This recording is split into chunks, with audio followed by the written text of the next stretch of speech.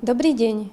Dnes sa spolu pozrieme na to, ako funguje systém rozšírenej zodpovednosti výrobcov. V roku 2015 vstúpil do platnosti zákon o odpadoch, ktorý zaviedol princíp rozšírenej zodpovednosti výrobcov, v skratke RZV. Ide o zodpovednosť a povinnosť tých subjektov, ktoré uvádzajú na trh Slovenskej republiky tzv. Vyhradené výrobky. Tieto subjekty sa nazývajú v zákone o odpadoch výrobcovia. Nejde však len o výrobcov, ale napríklad aj o dovozcov.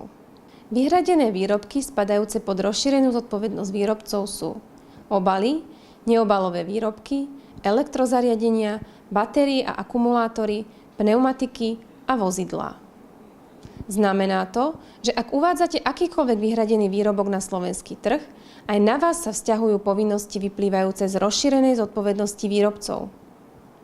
Rozšírená zodpovednosť výrobcov ukladá výrobcom povinnosť postarať sa o výrobok vo všetkých fázach jeho životného cyklu, od návrhu cez výrobu, spotrebu až po vznik odpadu.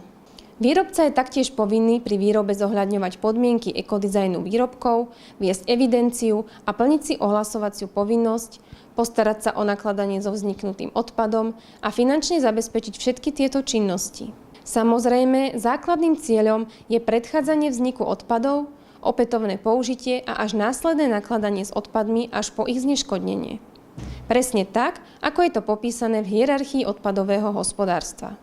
Povinnosti vyplývajúce z rozšírenej zodpovednosti výrobcov je možné plniť si buď kolektívne, prostredníctvom autorizovanej organizácie zodpovednosti výrobcov, ako je aj organizácia zodpovednosti výrobcov Naturpack, a v niektorých prípadoch je možné si plniť povinnosti individuálne. Vtedy je však nevyhnutné získať pre toto plnenie autorizáciu od Ministerstva životného prostredia.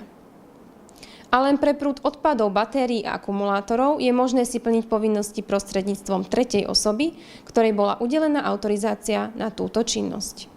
Z finančných prostriedkov výrobcov obalov a neobalových výrobkov, ktorí si plnia povinnosti kolektívne prostredníctvom organizácie zodpovednosti výrobcov, je financovaný systém triedeného zberu pre papier a lepenku, plasty, kovy, sklo a kompozitné obaly v mestách a obciach Slovenska.